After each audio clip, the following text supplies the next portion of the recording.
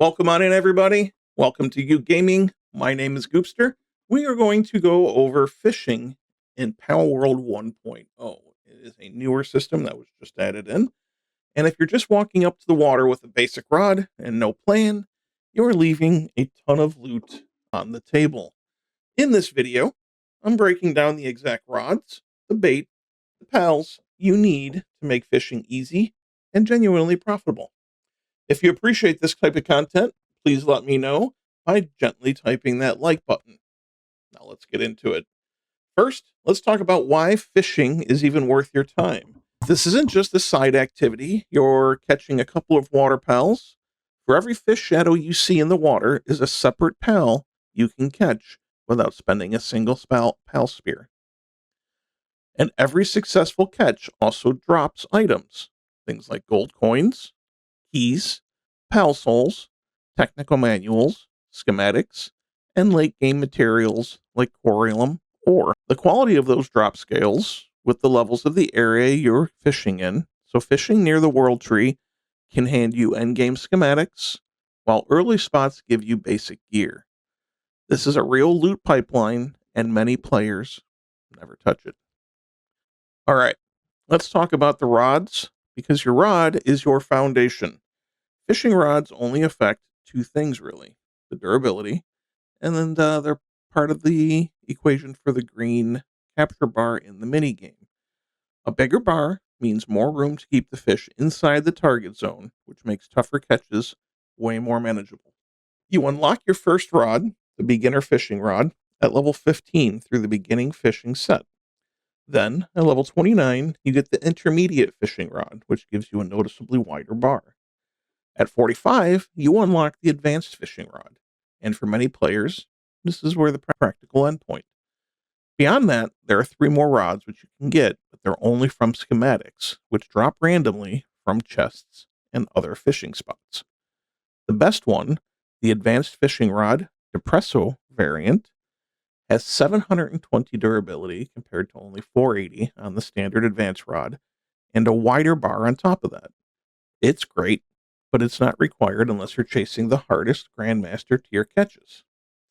Now, let's talk about the bait, because this is where a lot of players waste resources. There are 4 tiers. Simple bait comes free with your beginning fishing kit, so no research needed there. High quality bait unlocks at level 22, and here's the thing: it mostly just makes fish bite faster. It doesn't make the actual mini game any easier. It may make the green bar a little bit bigger, but I don't think it's really noticeable, in my opinion. So if you don't mind waiting a couple extra seconds, you can honestly just skip making those. You'll get a lot of those free from drops in the world. So if you really want to use it, I would just use that. Deluxe bait unlocks at level 38, and this is where it gets good because it actually enlarges the capture bar more, making the mini game itself easier. And then at level 52, you get the alluring bait, which enlarges the bar even further and boosts the number of items you get from fishing and salvaging. If you're going after tough purple shadow catches, deluxe and alluring are the tiers of bait that you'll actually want. Now, a little quick break here. If you're enjoying this breakdown, do me a favor, hit the like button, subscribe to the channel for more World guides, and drop a comment letting me know what you're farming for right now. Rare pals, schematics, just stacking gold. It generally helps the channel grow, and I would appreciate it. All right, now let's get back into it. Here's the part most players completely skip: the pals. Certain pals have partner skills that directly make fishing easier just by being in your party. No activation needed. Floopy is probably the most important one. Its partner skill, Sticky Princess, slows down how fast your capture gauge drops when the bars aren't lined up. That alone buys you a little bit of forgiveness and a little bit of time while in the mini game. Then there's Walaska. While it's in your party, fishing mini games start with capture gauge already partially filled, and the gauge fills faster whenever the bars overlap.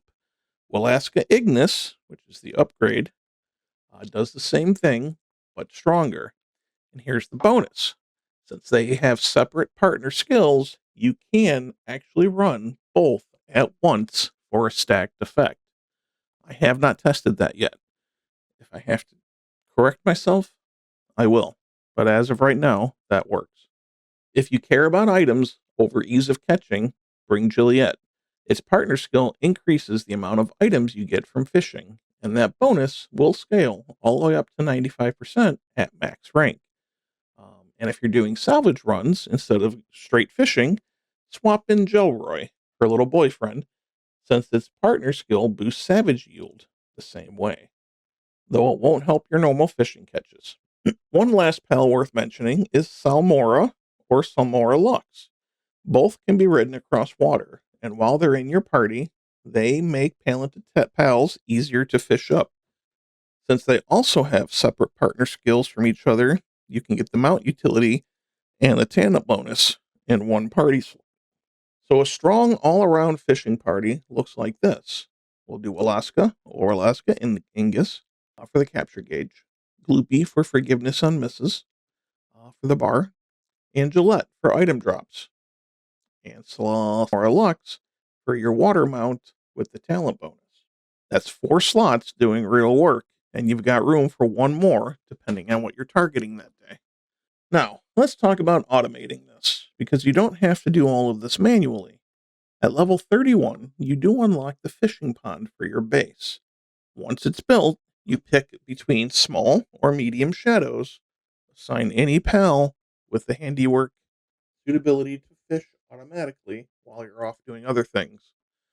And at level 69, you unlock the large fishing pond, which lets you farm large shadows too. This is a great way to keep loot coming in passively while you're off doing other things. And if you're chasing ocean salvage specifically, things like corallium ore, pal souls, and rare schematics from floating wreckage, you'll want the powerful fishing magnet. It unlocks at level 62 for 3 technology points, and a batch of 10 only costs 1 hexalite, 1 cryogenic cooler, and 1 bio battery. You ride a swimming pal with a rod equipped, swim up to the gold rim salvage spot, and it triggers a mini game where you press the button when the spinning icon lands on the green bar. It's consumed either way, hit or miss, so make it count. Now, here's something a lot of players completely miss. The shadow color you're casting at actually tells you what you're about to get. Green sparkles guarantee a diamond quality passive skill on whatever pal you catch, and a rainbow tier passive is locked in too. But the one you really want to watch for is the purple pillar of light in the water. That marks a lunker, and a lunker is one of the strongest passive skills in the entire game. It gives you a 20% boost to water attacks, a 20% boost to ice attacks, and a flat 20% increase to defense. It's diamond tier, it can't be bought from merchants, and it can't be added with an implant. Fishing is the only way to get it. Now, fair warning, lurkers always put up a fight, so bring your best rod and your strongest capture gauge pills when you see the purple beam. Purple shadows in general are worth stopping for even if you're passing through, since they guarantee an alpha pet on top of a shot at that gold or diamond passive. This turns fishing into more than a loot grind. It becomes one of the best ways in the entire game to hunt down specific passive skills and breed them onto the pal you actually want to use. So here's how I'd actually approach this if I were starting today. Early game, nice and easy. Just grab yourself a beginner rod and some simple bait and go to town. Just get comfortable with how the actual system works. Fish up a bunch of stuff. You get a lot of good loot from that too.